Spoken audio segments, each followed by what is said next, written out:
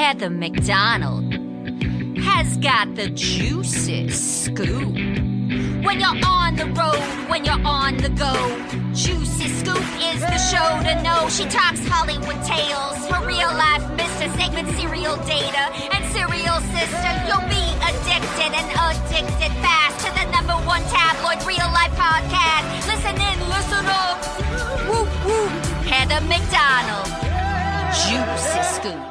Hello and welcome to Juicy Scoop. Our return guest, everyone's favorite doctor and dad, Dr. Drew Pinsky. How are you? I am good, Heather. This is how we spend time together now. We either get on each other's podcast or we show up in Mexico together.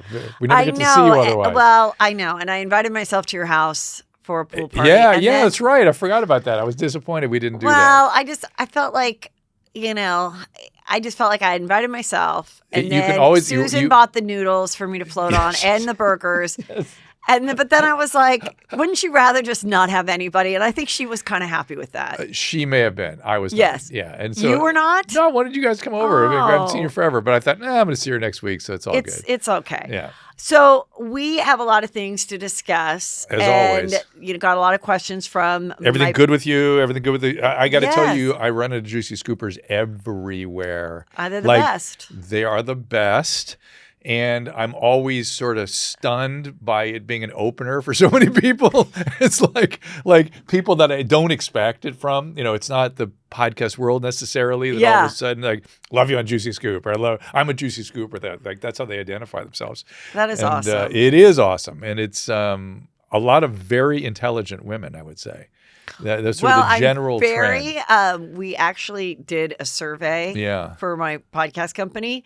And it was great to see that it is a educated, smart, I could feel group of guys and girls, but it is predominantly women. The ones that stop me, the age is like mid-30s up. Yep, it's usually 30 or early 40s. I know I get younger people too. It's whatever, but it's just flattering that they always approach people that have been guests on my show and become regulars, and that's just the nicest thing to me. It is nice, and again, they're substantial people, right? It's not just which is nice, but it doesn't happen with other podcasts so much anymore. It used to happen, right? I think it used to, but I don't know. I'm happy to hear that. I feel like we talked about this a little on the phone with the strike and everything.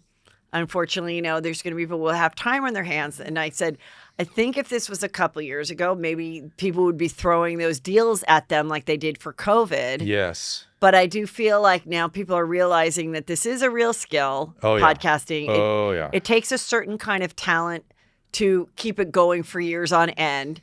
And that isn't everybody that's just famous. No. Just being famous and just being a good actor or a good sitcom star does not make you someone that can create content several times a week for years on end. It just isn't. 100% true. I don't care how many famous friends you can interview either. I think people are over that a little. Yeah. Yeah, that's true. I hadn't thought about that, but I think that's true also. But this is more about community and sharing and stuff like that and hanging out. Yeah. It's like an enjoyable thing.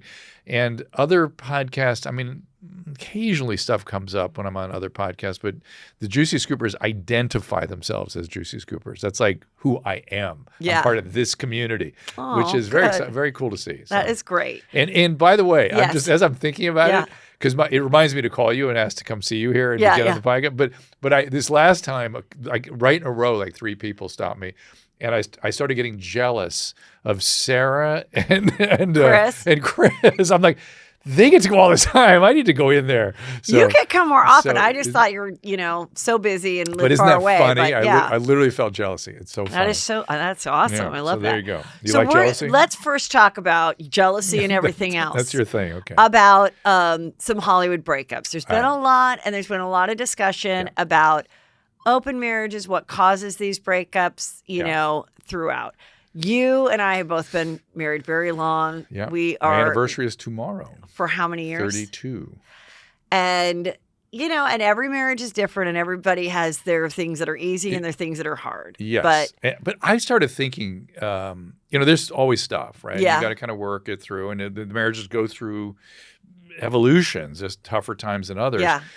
But I was thinking about the people that I was watching some interview on TV or something, and somebody's going, "Oh, marriage is hard. And I thought, not really compared to other hard things. You know what I mean? It shouldn't be that hard. I mean, raising a family is hard. Creating a life is hard. It's work.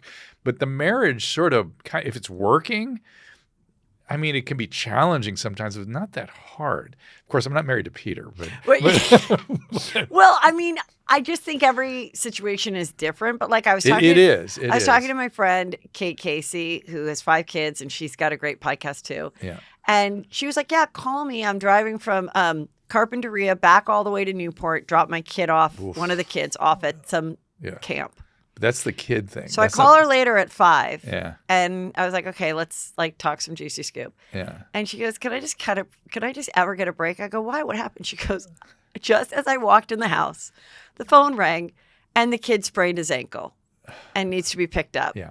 Tomorrow or something. Yeah. And now the husband has to go, and then they're supposed to be going to Hawaii. Yes. And I just was like, oh, I feel you. You're sad for your kid. You're sad for the drive. You're sad for the waste of the day. Yep. But I was also like, that's what you sign up for. Well, that's what true. happens when you have kids and stuff. And when people don't have kids, those are things that they're going to be inconvenience in a non-kid person's life. Right. Their house could flood. Right. Their mom could get sick. All of that. But those little unexpected things that like throw you for a loop. Yeah. That is what it is. Yeah. And you just got to be like, this is one day in the many days ahead. It's one of the most important and job I cherish, and one of the most important jobs that humans can do is to capably bring the next generation in. Right. But that's the hard part. It's not and the marriage gets stressed by that. Yeah. And that's hard. But it's really the child rearing, like I said, building a family, building a life.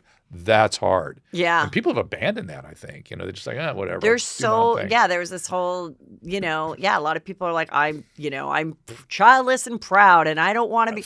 And like, you can do whatever you know. Good for them, but that's it's like, fine. I mean, that's fine, whatever you want to do. And if you choose it too, I mean, the truth is somebody, asked me, what I'm thinking about having kids and, what should I do? Whatever. I'm like, well, the benefit of not having them is that you will never worry for the rest of your life like you do the moment you find out you're pregnant. From the moment you find out you're pregnant until the moment you're dead. And hopefully, the moment you die. Hopefully you outlive your kids. But providing you outlive your kids, from the moment you die, you're going to be worrying about these other people. Yes. And if you but also glorying in their growth and success and stuff. But you get both sides. The worry is real. The worry is intense. It never stops. It never stops. And even when they get married, are they having marital issues? Are they having friends? Did they have? Is it worse for the husband than the wife? The dad than the mom? 100% is worse for the mom, in my opinion. Yeah. Why? I think there is something in that, and I recently saw that, and you can tell me if this is true or not, or if this is a TikTok thing. The biological thing of how you have the cells of the brain, in your brain as the mother, based on, I saw it for boys, but I assume it's for girls too. You carry your child, and there's cells of that child that remain in your brain forever, which goes into the mother instinct and all of that. Yeah. That can't be. You can't take it out. Yeah, it's different than the husband or the dad. And whatever the mechanism is, it makes perfect sense from an evolutionary standpoint, right? Right. Because the men were out, fighting the wars, killing the mammoths. The mom was there with the child, protecting the child, feeding the child. That had to be a motivational priority. Right. And the men, oftentimes didn't necessarily share that priority, and so they'd go drifting off, and we have a lot of that these days. And so but men have their own. It's interesting. I remember talking to a woman about this years ago, and she was like, "Oh, I have baby hunger when I'm around a baby, or baby some sort of my ovaries are crying." All this, and I go, baby fever. And I go, "Oh my God, that's such an interesting thing because men feel nothing like that." She goes, "Oh, come on." I go, "No, we spend a lot of energy avoiding. We have no. But once we get in with someone, we are interested in being the head of a household. We're interested in building a family. We're interested in that, but we don't have this hunger for children the same way. Right. Or like once they meet the child, like a single mom who might have a kid, they really do enjoy it, and they really can be a wonderful stepfather and stuff like that. But I also think it's just different motivational I think it also system. goes for this when I think if if a woman really wants kids and the husband doesn't, like maybe they both go in and they're like, we want to be childless and travel. And then the woman gets the ovaries burning and she goes, I want to have kids. and he really, such a great image. And he really doesn't. Yeah. It seems like then that can be a deal breaker. Oh, for sure. But it seems because sometimes guys do want nothing to do with it. Yeah. But it seems like it's a lot less often that if the man suddenly changes his mind, I really want kids, and the woman can't provide the kids. Yeah. That he's like, well, then I got to find a woman to have a kid with because I want to be a dad that bad. Yeah. I think oftentimes guys are like, I'll take it or leave it. Like whatever. You know what's interesting? Really interesting. We had a moment like that 30 years ago, Susan and I, 32 years ago. Yeah. Before we got married, it was one of the tenderest things she ever said to me. I'll never forget it. I think I'm gonna cry. Oh my God, do cry. It's weird. I haven't thought about it in years. We hadn't been married yet. She knew she had some sort of fertility something, and she insisted on getting a workup before marriage. And she had a hysterosalpingogram, which is this miserable procedure where they push dye into her uterus and look at the tubes and stuff. And somewhere that day, she said to me, I wouldn't do that to you. I didn't want you to have to be burdened with that if something was wrong with my ability to procreate. She said something very specific. I can't even remember the words, but it like went through me like a knife. Like, no, I'm in this for you. That would be something we would handle together. Yeah. But the fact that she didn't want to burden me with her stuff that way was so deeply meaningful to me. It was and she didn't toss it off. I mean, she knew she was saying something substantial, but I was like, no, look, you don't know fertility science the way I do at the time. I said, she had an issue with her tube. I said, we will get this. Don't worry. We will get this done together. And it was just so selfless. It was such a selfless thing. And for people that don't know, you did go through fertility. Yeah. And you did find out she was pregnant with triplets. All right. Well, we went through it twice, actually. Yeah. We went the first time pregnant, boom, right away, one. But over sort of in the tube kind of pregnancy, so that had to be terminated. Yeah. Waited 6 months or something. Again, boom, triplets. Crazy. And now they're 30 and doing great. And we're still worrying about them. Yeah, exactly. Crazy. But you said that, and it reminded me of my mom said that to me. Yeah. So she she didn't get her period until she was like 21 or something. Yeah. This is a long time ago. This is 1960, whatever. And so there was some doctor said, I don't know if you'll be able to have kids. This is weird and whatever. And I remember she did told me that she told my dad that.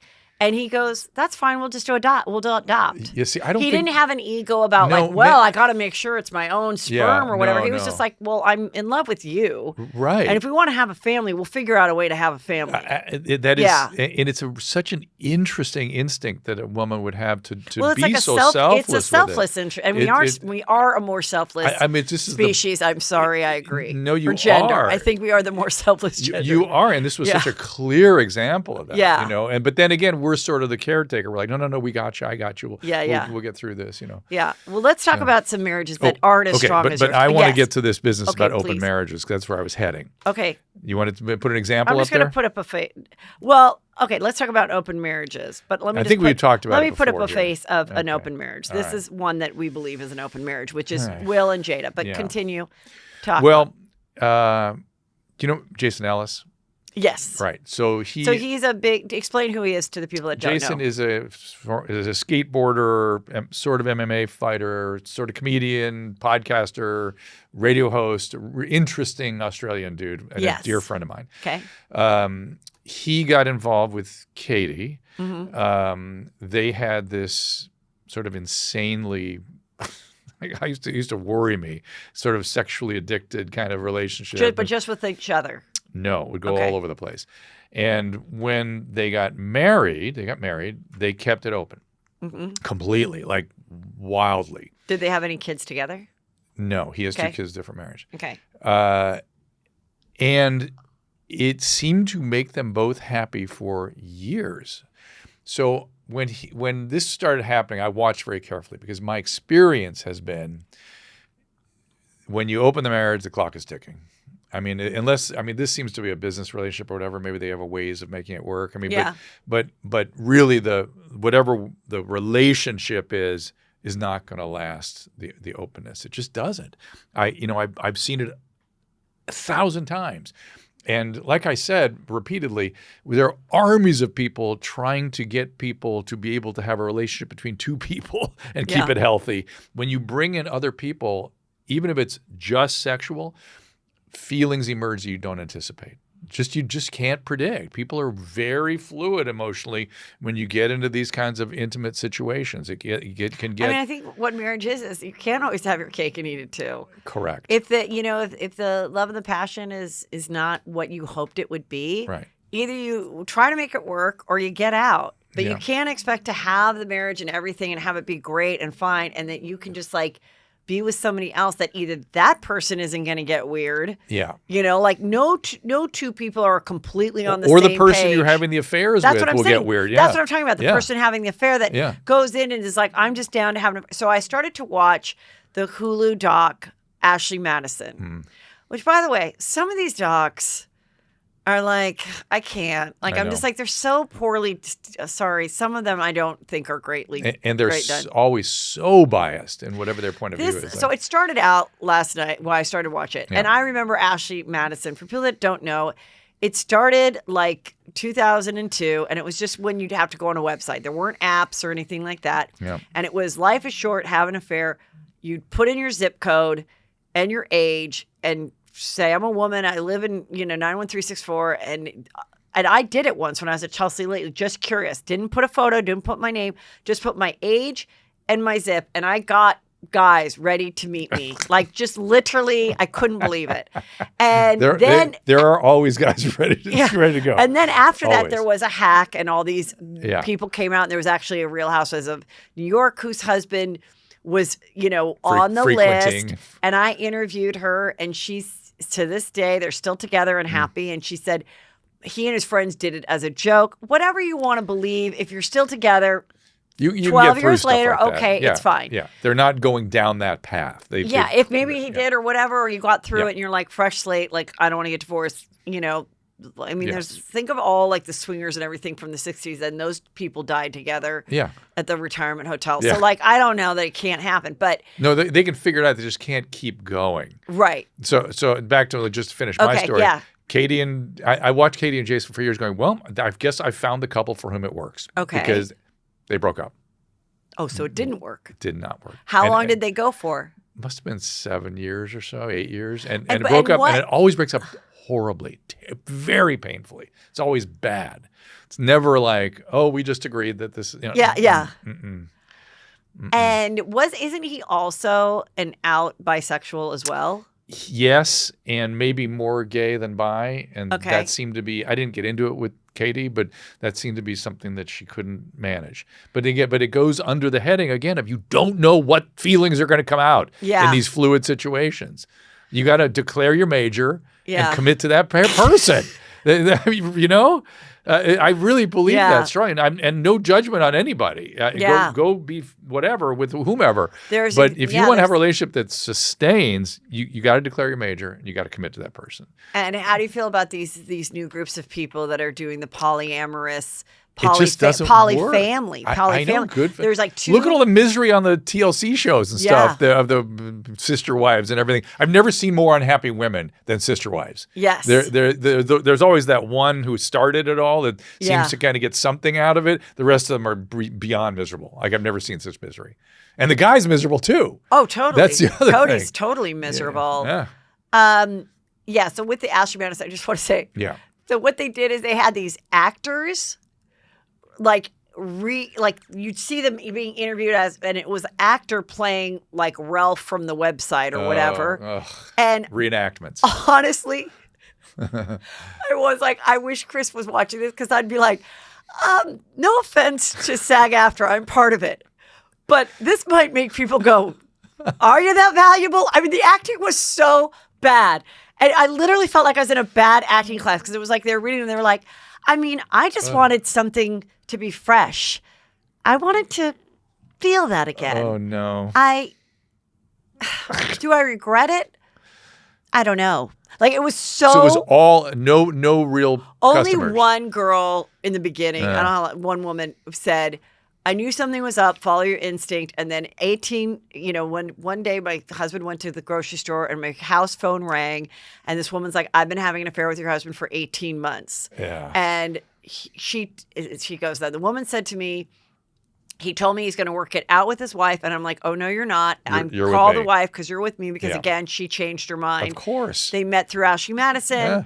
And she had befriended her on Facebook, Oh, which boy. that's another weird thing of like wanting to be friends with the Well, keep being an eye on so the wife. like the way women are do you support other women, but also women so get obsessed with other women Beyond. and their lives. It's so hard to different understand than men. Oh, men my God, are like, yes. I want to beat up that effer, but I don't feel like men go and like stalk their wife's ex-boyfriend for years on end. Impossible. The way women Unthinkable. will. You know what's interesting? I was watching. We're 90 Day Fiancé fans. Yeah. And the transgender male that was Yes. on there, he was and he's fully. I mean, when people take issue with transgender, I go look at some of these people for whom it really is working. It's really working for them, and look at how they did it and what they did, and it's working for them. It's working for this dude.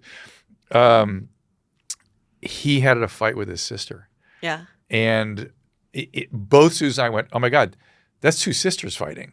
That's not a brother and a sister. That's two sisters. He's still two sisters fighting. Yeah. And somebody, I brought that up, and several other people said those words blurted out of their mouth as they were watching the interaction. The dynamic. It's a different thing. Now you could argue.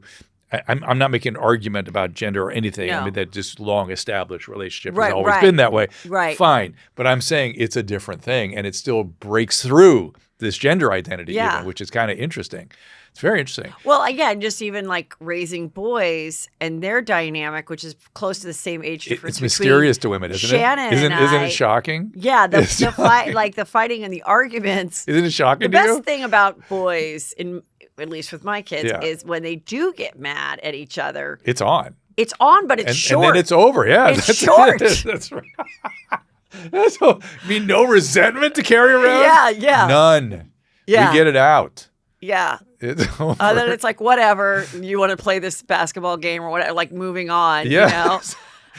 But back to this Yes. this multiplicity of partners and all this stuff. I think I brought this up last time I was in here. Did you ever see that show Gunther's Millions? No. Oh, Heather, look it up. Gunther's Millions. Well, I don't. This isn't the internet. This is just my thing. Could just tell me what it is. It's a spoiler if I tell you too much, but All it's a right. dog that inherits millions and millions of dollars. Oh, okay. And the dog has a handler. Okay. And antics ensue. It's Let's just a say. scripted movie, though. No. Oh, it's a real- something that so happened. okay, it was so a it's a doc. pharmaceutical company owner that made millions and millions of dollars and did some shady stuff and got it given to this dog. Oh, and turns out Gunther is a bunch of dogs, and Gunther's handler is an interesting dude. Yeah. And let's just say he does human experiments and it doesn't go well on behalf of Gunther. Oh, wow. Gunther's looking for ultimate happiness. It's only like a 3 or 4 part series. It is mind-blowing. Okay, I well- recommend it so highly. Let's get into some stars, All right. okay? Yeah. Jada and Will. Yeah. Now, her show, The Red Table Talk, that's on pause or canceled or whatever. Is that 'Cause- because No, of? I think it's just because Facebook stopped doing shows like that. Huh. So Oh, so they're not getting paid for they're not doing anymore right now. Yeah. That might have been So- a SAG deal, right? Maybe? I don't know, but this was a while ago. Okay. This is before the strike. Okay. And that's what she did with her daughter and her mother, I and remember. it all I started. was supposed to be on it, and then I got canceled all of a sudden. It was weird. Probably because you're going to be on it. You're too controversial. No, just kidding. Well, that or it made me wonder if I was going to ask too many questions and that they didn't really want to get into Oh, it. wait. You mean they canceled your appearance, not the show was canceled? No, my parents. That's But I remember it was juicy. a while ago. It was about 1.5 or 2 years ago, and it was before COVID, and Before the slap. yes, well before that. Yeah. And I was actually looking forward to it. That'd be Before very the interesting. entanglement, Which one? she had the entanglement with her stepson's best friend. Yeah, I didn't know anything about anything except I just Okay. heard little faint rumors that things weren't all copacetic, and the cancellation there was a legitimate kind of reason, but it was like, all right, we'll immediately rebook, and that didn't happen. So I always thought they were like the first power couple, and everyone just loved it. Everyone loved when they were on Oprah, how funny it was. And he was tall and she was, tiny and but they were the first couple to like match. Like their outfits always had to match on the red carpet. Well, so if she was wearing a green dress, he'd wear like a green suit. They would always match. Okay. And I wonder if that's a little something like weird that because he was the bigger star. He was the bigger star. Yeah. And this was his wife. Yeah. And she was like, some stars or some couples go, we won't walk the red carpet together. We've decided that together. Like, we don't want to do that. We don't want to be known as a couple. We want to be known as individual stars that can do their other thing. Yeah. And people read into that, oh, they're not happy.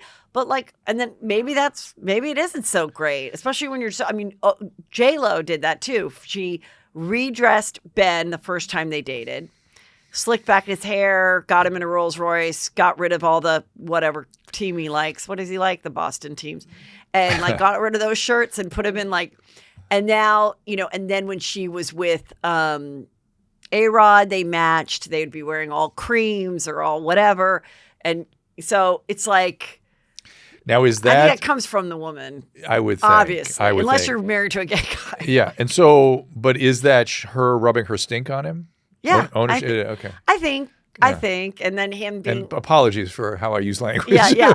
but I mean, I don't know a little bit. Metaphorically speaking. Didn't know if it's like the couple that shares the Facebook page. Feels a little boundaryless. Feels a little bit enmeshed, as they say. Yeah. Enmeshed. And it's often, you would, as I think's going on in this case, sort of a compensation for something. Yeah. Like, what's going on? Why? I mean, they were really honest about it. And, about their relationship after the entanglement.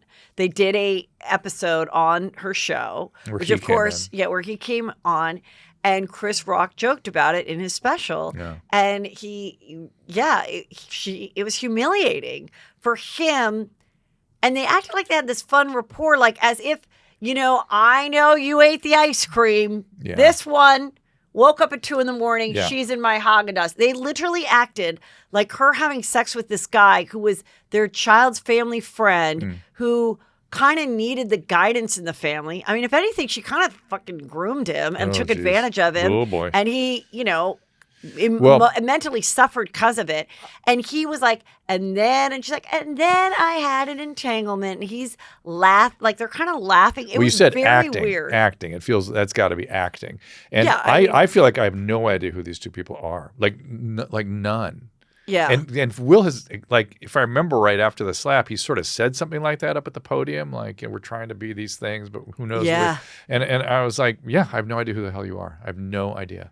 And I think that he's. And the thing is that we don't have to know who they are. Well, the question is, does he know who? The question is, does he know who he is? That's really the question. But also, if he wants to hide who he is, good on him. Yeah. But I'm not even sure he has figured out who he is. Yeah, I don't know. I don't know. But there are still great actors that we don't know every little thing about their life, especially from that era and before. Yeah, that was routine. I mean, Kira Sedgwick and what's his name? Kevin Bacon. Kevin Bacon, yeah. Been married forever and everything. They're one of the only, but also they didn't go on a million talk shows as a couple. They didn't do any kind of glorify TV shows or talk shows or anything to constantly talk about the relationships. Yeah. I know they have kids. I don't know who their kids are. I don't know what they look like. And they went on and they both have great careers. They're not the biggest stars in the world, but certainly. Yeah. And they even lost all that money with Madoff. Oh, really? And they got through that. Oh, my. Whoever was the first person to meet him at the Hamptons, you'd be like, motherfucker, why did you put our money? But they got through that. Yeah. And I'm just kind of I think then you put yourself out there as a celebrity, whether you're an actor or an influencer or whatever, and you put your whole, and the audience does feel like they should know what's going on with you and know you. And then in the end, you don't really even know yourself. Well, that's when it gets problematic. Yeah. And that's his problem, not ours. Yeah. But I think we live in a time when people put it all out there and people expect to know who you are and expect to see everything about you and stuff. But it is kind of, I'm just thinking in my little brain here that it is interesting. You and I put everything out there, right? Yeah. And yet the relationship with our world and the media and audiences' relationship to both Peter and Susan is kind of the same. They always want to stay in the background. They kind of come in and go out, but it's just they have no skin. They have skin in the game, but they're not like trying to be the star or whatever. Not just be the star, but also to tell you everything about their life. I'm actually trying to bring her in more on stuff because she sells things so well. I don't like to sell anything. And when I have ads on, like, will you please, I'm convinced when you say it, please say it. Yeah. But she won't even do that. So. Well, we don't know what will happen with them. I don't know. Time will tell. I think that's you heard about Sophia and Joe. I know this one made me sad. So I knew Joe back in the day. Okay. And I don't know her at all. Yeah. Did I hear there was openness there too, or something? No, or cheating or something? Not that I know of that. I mean, I talked about it on a previous show, and that he is sober. For a long time. But then they said for a long time. So the article I read made it sound like that might have been an issue. Other people said she was always relapse happens, Or it was that she was still having fun, and maybe he resented her for it. They're like, no, they got together when he was sober, and she's always been supportive. So I don't really know about that. I would say two things. Yes. One is it sort of smacks of relationships that break apart when the careers take them away from each other too much. Yes. I mean, there is a limit to that. The relationships have trouble surviving that. And especially when your job is to go be intimately involved with other people, whether it's acting and that kind of thing. It makes it really hard because people are in a weird bubble when they're in a production, and your husband is sort of at home, or whatever. And both of them are doing that. I think that, to me, I always worry about that when I see that. Well, I am just like speculating, but I talked about, I got some inside scoop. And one of the things I didn't share on the other show was with someone that worked on a movie. Leave it to Patreon? No, someone who worked on a movie with him, With Joe. Yes. He asked my friend something about mowing the lawn. Does your husband mow the lawn or something? It's an ad for Manscaped. No. It was actually mowing the lawn. And no, this is what he said. Sophia's mad, and this is just hearsay, and this is, but it comes from a good source. Sophia was so mad that I mowed the lawn. And my friend goes, why? Did you do a bad job? Yeah. And he goes, no, she just comes from a really wealthy background in Colombia. Which is true. And so to have somebody to mow your own lawn is like embarrassing and weird. And why would you do that? And he comes from really like normal, humble. He was a roadie for, I think, Goldfinger or something. That's when I knew him. Yeah. He had just finished. I wasn't it Goldfinger? It was some crazy. Goldfinger? It's a punk band from the 90s or 2000s. And all of a sudden, this thing emerged in his life, and it was not anticipated. And he was stardom. Yeah, he was the nicest guy ever. I mean, just a really humble, really good guy. I wondered about her upbringing and her aristocratic origins. I think, and now I think it was. What? Go ahead. I'm just thinking it may affect her and her relationships more than we all know, looking from the outside. I used to know Julie Bowen pretty well, right, from the mom from Modern Family.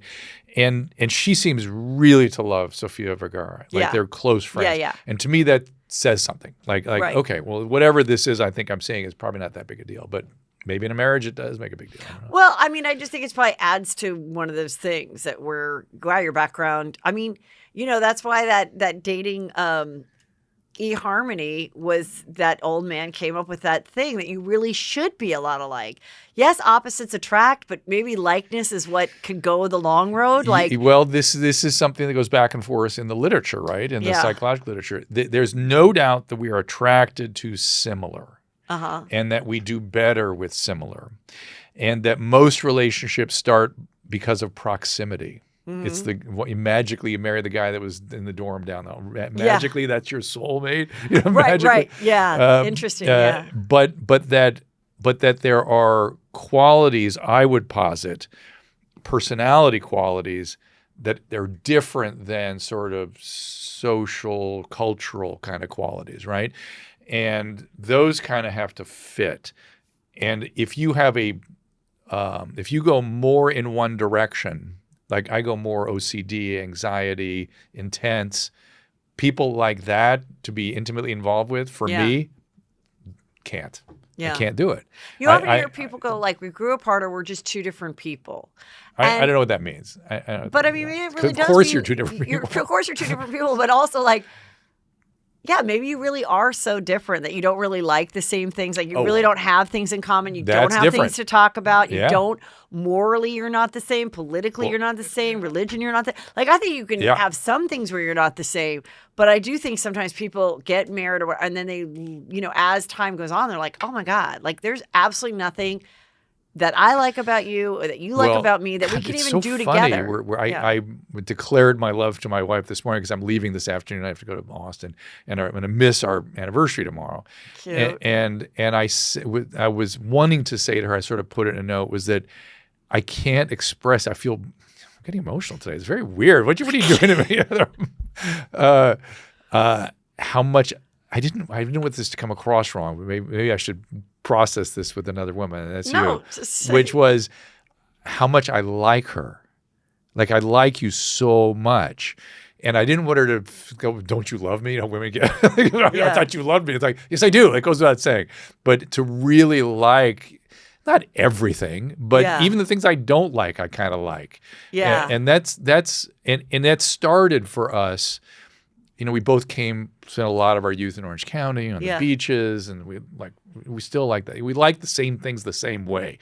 Yeah. And so that's kind of can be an important glue for a relationship. I mean, I definitely agree. I mean, I remember not that long ago, maybe like 10 years ago or something, Peter's sister said, oh, I just remember when he was dating you, he said, this girl is just so much fun. I think I'm going to marry her. Well, and I never heard that. That you were fun? Yeah, that he had said that to people. And like, you know I'm fun, and I would hope that but he does not. Well, like, he'll put something in a nice card, and he like shows me in other ways. Like, you know. Yeah. Like the other day, he was like, what about this for your makeup thing for travel? Like, it came up and it was like, Peter's this makeup thing. I didn't know you had to get married. He knows I need a magnifying light. Yeah. And this came with where you put your makeup and then for travel. So no matter what the bad lighting is in the hotel. Nice. You know, and it was like those kind of things. But that's something. Those are kind of like thoughtful things. Yes, like, that's so I have to intimacy remind myself that even though I'm not getting like told I love you so much, you're the greatest thing every single day. It's as a man, it's very hard for do. Plus, if you don't come from that kind of family system, it's really hard to do. It's just hard to do. But back to the fun part, I had need for fun too, because I came from a family that was no fun, and so I kind of had a craving for that, you know. Yeah. So I wonder if Peter came from something like that. No. We both like to have fun. No, from his family of origin. Whether he also. My family of origin was no fun. No, they were fun, and he was fun. And I just think he just wanted more fun. I just knew that, I just thought that was interesting. But getting back to them, the other thing that it sounds funny, and I think it's funny, but literally there was I talked about it, the same source says that they have this little dog named Bubbles. Okay. That she bought the Chihuahua for herself. The Chihuahua hates her. Oh. And he's got the dog with him all the time. He's like Lisa Vanderpump, okay, with Jiggy. It's so comical. Okay, but the dogs love Ken and Lisa just the same. You've witnessed it. It is not one hate. No, this little Chihuahua would bite her and everything. Chihuahuas are notorious for that, though. Apparently, Chihuahuas choose their person, and that's their person. I mean, they're probably the bitchiest of all the dogs. And they're nippy, yeah. So I kind of jokingly, but also say, could that have something to do with it? You know, that like you get this dog and it's literally biting your wife. Maybe you find it another home. I don't know. But of course, now you love this dog, whatever. But this person wrote under my YouTube and said she has talked about this dog and joked about it on interviews, but I could tell it was like a real point of contention of like, at a certain point, like, should a husband or a wife go, you know what, this dog isn't working for our family as much as I love it. It's like, it's just not. I would hope so. At a certain point. You would think so. But there's a part of this is the male-female thing again. A man would never do this, but a woman would harbor resentments if this dog were this way and somehow blame the husband for it. Get rid of the dog, but it somehow would be his fault. Right. Or vice versa. like the dog that doesn't like you. It's like, what if he's like, well, I don't know why they don't like. Maybe they know that you're like evil inside. Like, who knows what they said? You know, like it's just like No, it's so funny. It's amazing. Okay, so let's move on. Do you know this couple? I'm not going to talk about them because you don't know about them. Kim and Corey, they're just a nightmare. So just let me move on. Nightmares are not good. I'm sorry about that. Kyle and Mauricio. Okay. Kyle used to be on Real Housewives of Beverly Hills. Oh, she's not on anymore? I thought she still was. No, she is. Sorry, she is still. Oh. And her husband. And now she's always sober a year? Is that correct? She's been sober a year. Okay. There was always rumors because he's such like a hot, sexy thing that there were always rumors about him cheating and stuff. But there really wasn't any real evidence but one tabloid story that came out about a trans. It was so long ago, I think they called the person a transvestite. That's how long ago this article was. Yeah. And some other person in which she would frequent and have like this crazy sex thing with. Who knows who these people were? Yeah. They didn't have a photo with him like in the bed, nothing. There was never anything, but there's just rumors. Yeah. And then there's a rumor that it might be with this other girl. Oh. She says they're just good friends, but they have matching tattoos and all this other stuff. Interesting. And and then Andy Cohen just said the other day, like, he's available. Like, someone's like, he's the hottest one. And Andy goes, he's available. I think Andy was just caught off guard. There was a thing that said they were separated, that it said, no, we're not getting divorced, but we've had the hardest year of our life. But there's also like the show's about to start airing, and this is going to get us to watch when we're a little bit maybe tired of it. We're going to like be that like vinegar. But let me sort of add the score up and read between the lines a little bit, which is first year of sobriety, no major changes. You're not supposed to make any major changes, and you certainly aren't supposed to get involved in a new intimate relationship, right? So if she is actually sober, she is not involved with another woman. Now she kind of took it from, she's talked about her sobriety, and it was one of those things like, I just woke up one day and was like, it's not really working for me anymore. What is it? What? Drinking. It wasn't like she had a DUI. So she's not deep in sobriety. No, I think it was one of those like she's been talking about it. Every time I see her name, I'm sober a year. Yes, but I think it kind of maybe began more, which everyone has their own journey. Yeah. It wasn't one of those rock bottom, got a DUI, had to go to rehab. It was just like she kind of woke up one day and was like, I think I'm done for this for a while. And then 1 month turned into 2 months to 7 months to 8. And now it's been a year. And she even says, I'm not saying I'm going to be sober forever. Don't hold me to it.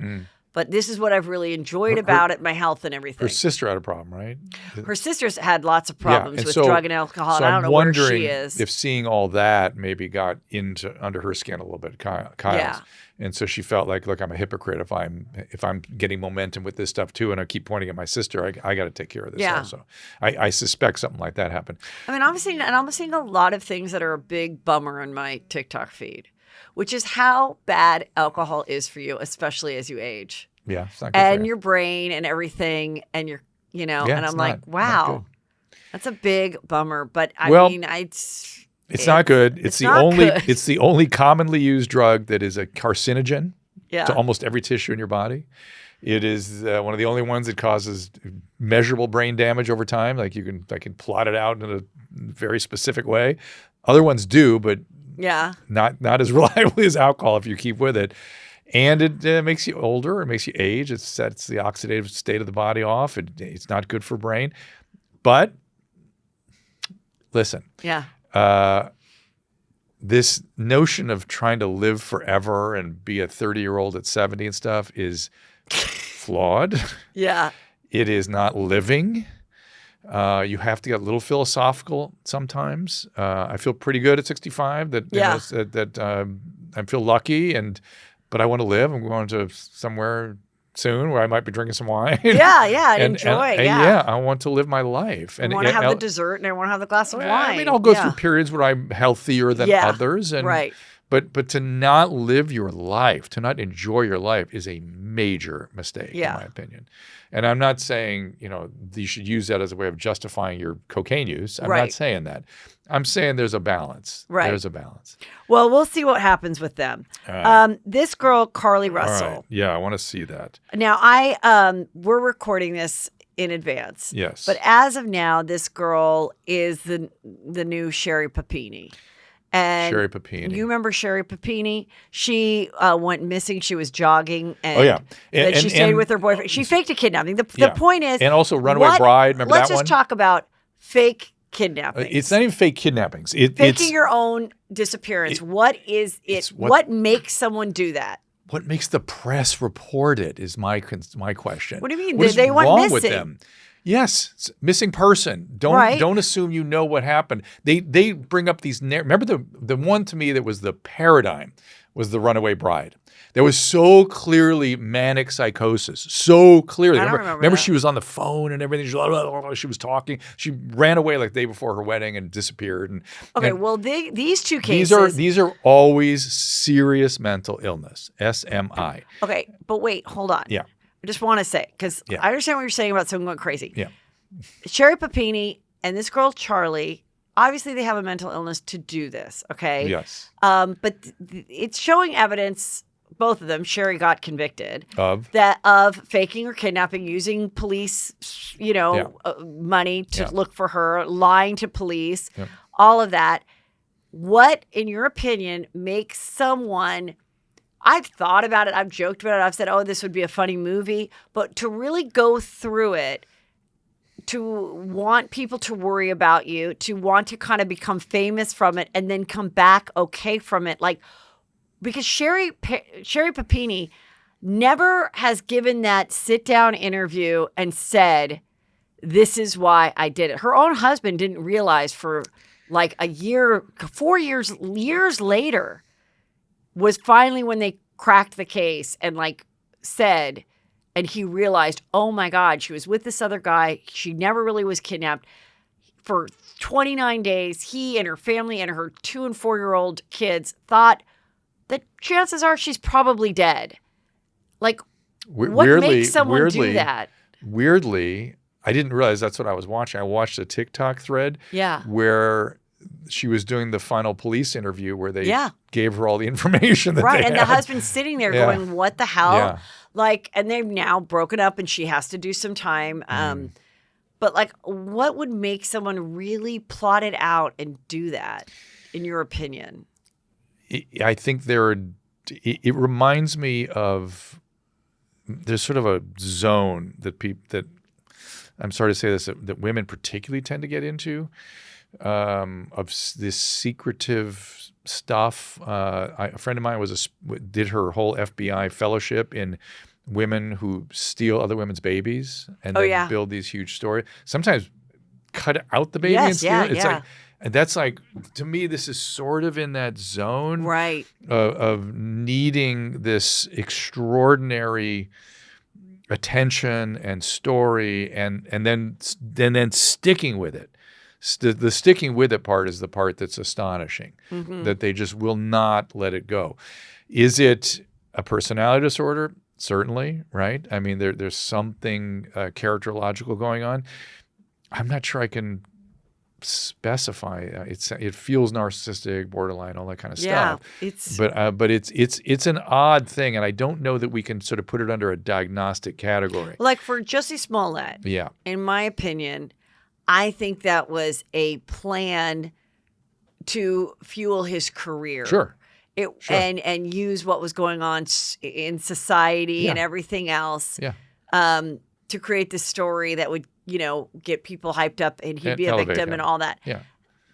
So him already being a famous person choosing to do it, I think is a different thing. It is. This is really strange. It is strange. Yeah. And when I've seen them...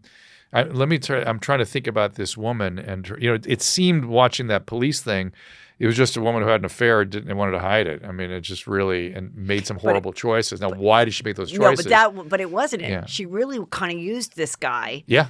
And to protect her. He said they never even really had sex. This was a whole weird. I want attention.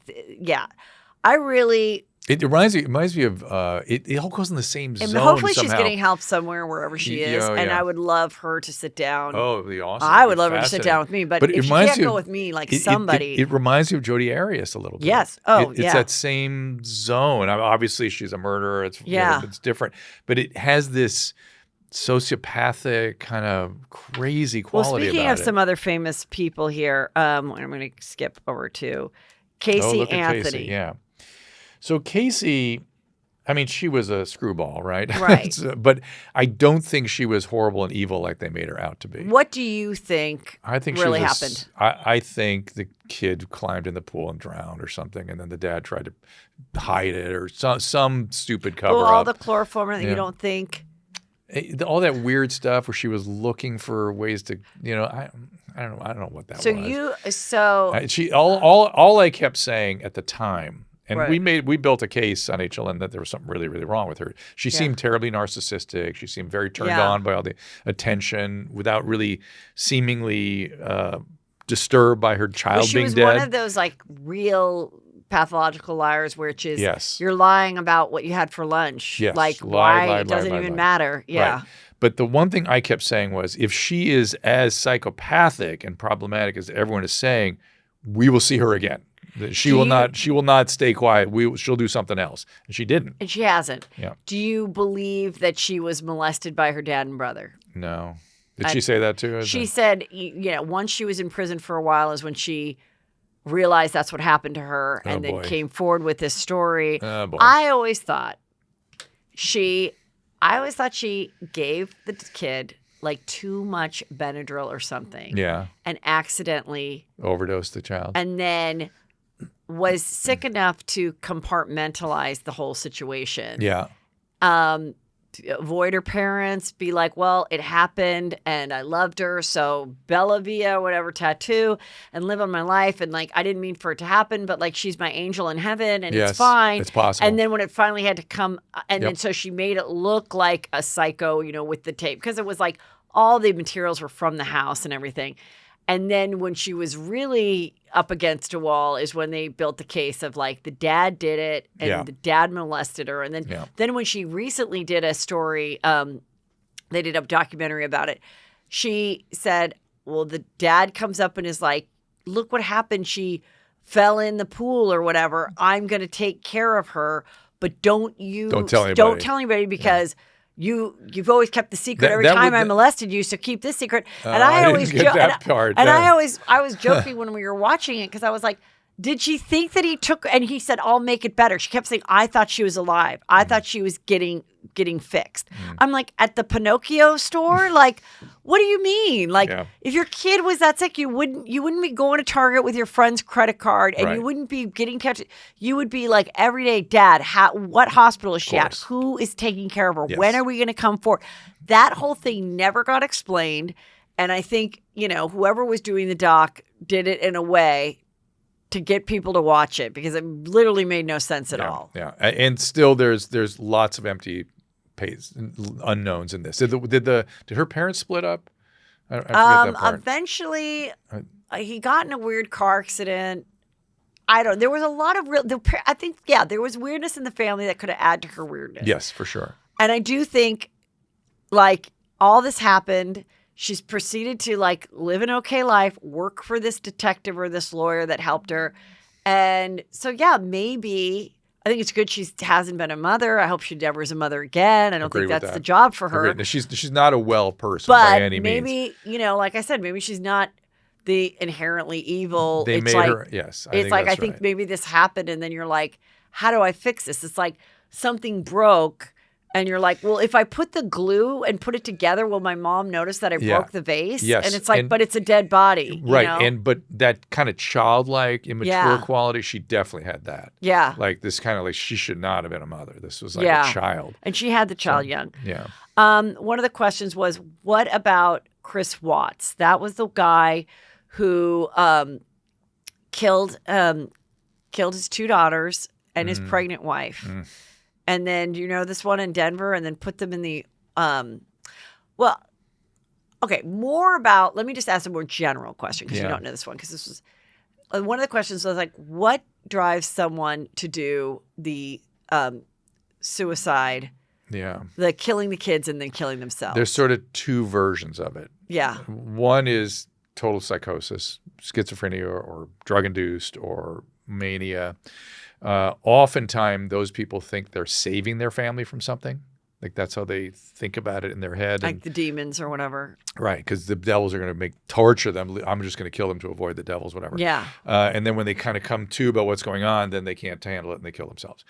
There is the extreme, almost psychopathic narcissist, and there's lots of examples of these, almost always men, who, there's a big breakup, they're losing custody of everything, they're losing everything, and they sit outside the house and plot and plan. And these are cold-blooded psychopaths, essentially. And they blow up the house or whatever, and they kill themselves. That's the evil part. Yeah. That's when people go into evil. This had more of the crazy quality to it. Yeah. Well, this story was just so crazy. They were living way beyond their means. She was in an MLM, having What's a multi-level marketing where she had to show on Facebook that, oh my God, I have the perfect family, I have the perfect life, buy these energy patches and look at your life get better. And he starts having an affair. Yeah. While he's having the affair, she announces she's pregnant or right around then with their son. And, already crazy. She comes home from a trip and he strangles her and then kills the 2 kids too, and hides them in his work, which was like this oil thing. And he had this girlfriend who then went into witness protection. We don't know where that girl is, because she did, work. Did he kill himself? Nope. Ugh, wish he had. In prison, probably girls are probably writing him. Yeah. He probably has a girl. What do you think about people who write people and girls who write men in prison? It's this weird quality where women get turned on by dangerous, abandoning, aggressive males. Don't know what their dads maybe were like, but where they are contained, they don't have to worry about it. Yeah. They're not going to cheat. They're not going to do anything. They're not going to get aggressive to them. They're behind bars. Perfect. Yeah. They're always available. Yeah, they're always available to write you back. And they're very responsive. And they're telling you how great you are, how gorgeous you are all the time. They don't come home and it's like, where's my dinner? They didn't forget to pay the pure fantasy. They didn't forget to pay a bill or anything else. And then as a female, this is like extreme codependency. Yeah. You have the, magical insight into they're a special person. They're not understood properly, but I understand them. I understand. That's, of course, their wounded core that they're really responding to. Yeah. So. Is there any healthy relationship that can happen between a woman who falls in love with someone who's behind bars? It depends how pathological the guy is, right? Yeah. And the female too, to be that. But it's going to need a lot of work. It's not going to survive by itself. Right. They'd have Love after lockup is they'd have to be super committed and then see a therapist. And neither of those kinds of people tend to do well with commitment.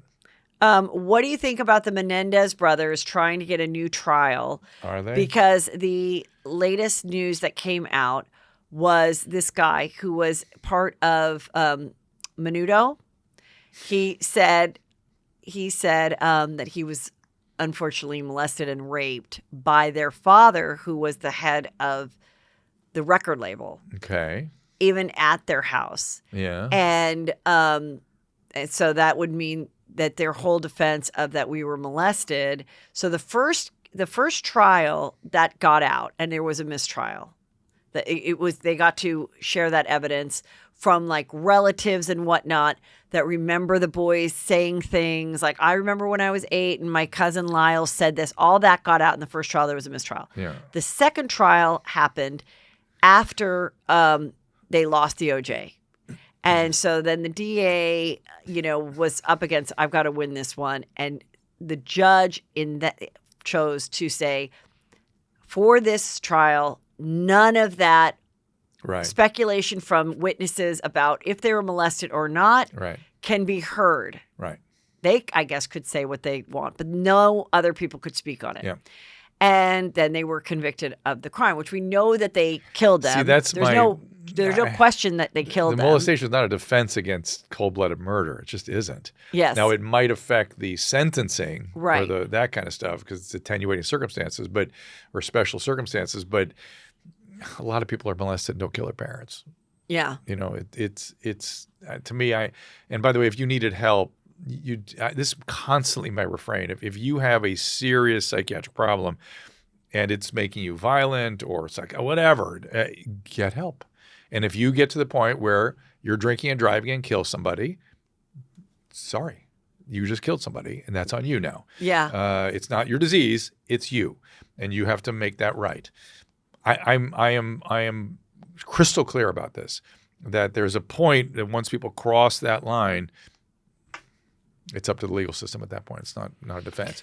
Yeah, and I mean, there was premeditation and everything that they, And by the way, what's interesting? Did you see the documentary on them? Oh, I've seen. Yeah. I know everything about them. Hearing, I guess it's Kyle from prison. They're separated them, right? And the ones it's Eric and Lyle. Lyle. And Lyle, I think, is the one now that's done a lot of work or something, and he's sort of in recovery, and he's spiritual and all these things. You've heard him talk now? Yeah. He's very interesting to hear him talk. He's like a new man. But also they were both, they both had a great privileged upbringing as far as they went to Calabasas High. Yep. They got into good colleges. They were very good tennis players. But then, of course, they were forced to do tennis. We were abused in between the tennis matches.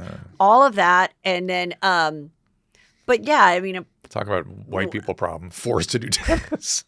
Sounds so silly. And then that one was bald and he was wearing a toupee as a teenager, and the mom made fun of it. They had a weird, sick dynamic. Yes. I don't question it. Yes. And one of them seemed more ill than the other. And one just got sucked into the other. Well, the older I think would, and the older, and then I think they realized that they were being, and then the prosecution was they knew they were being cut off because one had already dropped out of Princeton for cheating on a test. And the other one, the dad was like, you're going to go to UCLA, but you're going to live at home because he had effed up. And so then the defense was, well, the older brother knew that the younger one would be subjected to being raped while he was going to UCLA. And so our only, means of getting out of this before they killed us was to kill them as they watched TV and ate ice cream. And then they got their two guns and they shot him. Yeah. I totally believe they did murder people, premeditated cold blood. Yeah. But I do have some sympathy for the fact that I definitely think they were molested, definitely think they were abused by both the parents. And if there was a way to either do another trial or something, and that they could at some point get out, in my personal opinion, I think they have done the time for the crime of their parents, and I don't think they're going to murder anybody else when they get out. How do you feel about the Manson girl? I mean, she just got out. I think it's going to be interesting. She's like 75 or 78 or something. And when people get older, even violent people are, even people with bad personality problems, stuff, it all settles down when you get older. Yeah. And it's the ones that are going to be a problem. It's always kind of obvious. And this one has been this woman, I forget her name. It was Van something. Van something. Was being of service and running groups, and it really became an evolved person. I'm not worried about her. I feel horrible for her victims. Well, that's a different question. That's a different question. I mean, if we're just really looking at it, it's like she was. I don't even know if she was 20 years old when it happened. Yeah. Sucked into a cult in that time, drugs and everything else. Yeah. And it's like, and then, 50 years of not doing any of that, not being around any of those people. Well, it's an interesting question. I mean, is there a threshold? And there's certainly, they were flirting with that threshold of horror. Yeah. After which you should just pay ultimate price and that's it. Yeah. Regardless of the circumstances. I don't have a strong opinion about it. What do you think about the Idaho murderer? Do you think he, what is your opinion on this whole thing? He's just waiting. We're just waiting for the trial. Details on this. This was I remember he killed the 4 people in the house. And what was his deal? I forget his deal. Is the right? I mean, he probably knew at least one of them. Yeah. I think we still don't totally know, like, who was he after? Did 2 other people wake up and also become victims? So what happened? The analysis I've heard of this guy, and again, I have no direct information, was that this is a true serial killer, a true who gets off on this stuff. And he was studying crime, or he was a TA even for a crime class. Yes, he was involved and fascinated by all this stuff. This is the real deal, as far as I can tell. And what speaking of serial killers, if you see that series, what is it, Mind something, about the FBI profilers and how they develop this, it goes into great detail about how they came up with who these guys are and how they came up with profiling them. This is the newest serial killer. This is the Long Island serial killer who killed all the sex workers over the last 12 years. God, you're bumming me out, man. Let's go let's talk about marriage again. We're gonna get into some of it. We'll wrap it up in a minute. Right. But that's why I put the marriage stuff at the top. When these serial killers that are not just like living in a basement by themselves, they have a full job. He was an architect in Manhattan. At one point, his client was Donald Trump for something. Yeah. He lived in a nice neighborhood. He had a wife and kids. Yeah. What is your opinion of that, where you're living this whole other life? That's often the way they are. It is both. There's different versions of it, right? Sometimes it's sexual gratification, that they need this in order to be sexually satisfied. Sometimes it's the power and control and actually witnessing the terror in the other person that they get off on, so to speak. But it's something that they need. Even when it's not sexual, kind of has that kind of libidinal drive to it. Yeah. They have to gratify it periodically. And even though it's not there all the time and they are not having any aggressive feelings towards other people or desire to kill other people, they have this very specific thing that they have to gratify once in a while, and they just go do it. It's the worst. That's where people get into evil. And then they also have fun of like being so good at it that they're not getting caught. Yeah. Crazy. Mindhunters, I think that thing was called. You got to watch that series. It really does a great job of. The last one I'm going to ask you about is this nurse. This was the male nurse, Charles Cullen. They did a movie about it.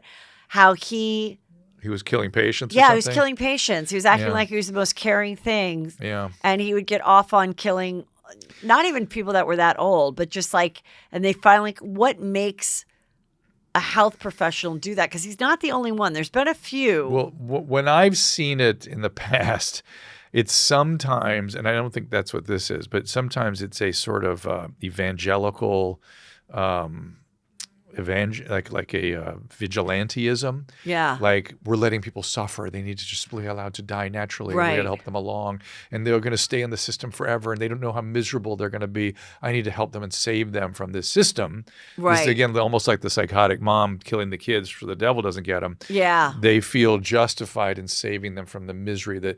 Now, I'm guessing that as a nurse, that they, we see a lot of misery and suffering, and maybe they can't handle that. Yeah. And so they have to save people from it, something like that. I don't think that's what this was. Right. This guy actually seemed to get off on it, which is that other thing I was just talking about. Yes. Drew, we are going to talk more, but we're going to do it on Patreon because it does get a little juicier and darker. Oh, so that's boy. going to have to darker than what we've been talking about. Why do you take me down this path? Everybody knows who you are, but just tell them where they can find you and all the shows you're working on. Do come up and say hi to me if you're a Juicy Scooper. I love that. I really, really do enjoy this community. The show that Susan produces right now is on fire. It's Tuesday, Wednesday, and Thursday. Most Tuesday, Wednesday, Thursday at 3 o'clock. It's a streaming show. Just go to drdrew.tv and you'll get a blast on that. And I've been interviewing all the people that have been silenced during COVID. And I realized some of them are non-scientific and some of them aren't saying things I really agree with. But I've learned something from every single one of them. And I'm realizing through having done this show and really trying to put together the history of what happened to us in the last 3 years, I'm realizing there's a bigger problem than just people being non-scientific. There's a social, cultural, political thing that's preventing us, the scientists and the clinicians, from even getting access to the science. And so that's a bigger problem, and I'm very, very concerned about that. I thought about that in the shower this morning. I thought, that's why I'm fascinated by this, because how can I'm trying to understand the science if I don't have access to the back and forth in medical literature that we normally have? What am I looking at? I don't understand what it is I'm doing anymore. So, and that's a cultural problem.